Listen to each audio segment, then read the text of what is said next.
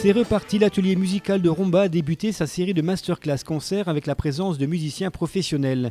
Retour sur le premier rendez-vous de la saison, c'était la semaine dernière au pôle musical rue Ambroise Thomas. L'invité était Christian Beya et ses musiciens du groupe Atoll. Créé dans les années 70, il était la référence du rock progressif et référencié comme l'un des groupes français les plus populaires avec Ange, Téléphone et Trust. 30 ans plus tard, la nouvelle formation du groupe Atoll, renforcée par de jeunes musiciens talentueux, n'a rien perdu de sa verve d'antan, au contraire. Et de plus en plus mobile, c'est le temps, car un sentinelle que nous répare. Si l'on pouvait arrêter tout. Le public venu nombreux n'a rien raté de cette masterclass.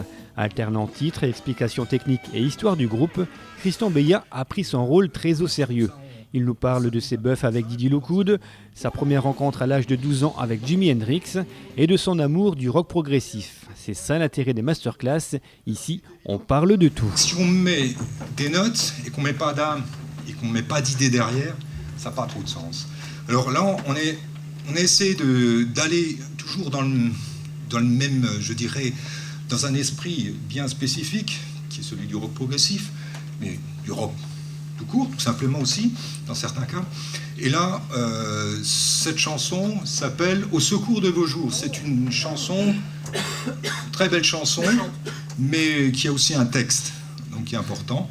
Et dans le dernier album, donc, on illustre un petit peu, on était donc parmi les premiers dès les années 75 qui se sont inquiétés sur le devenir de notre planète.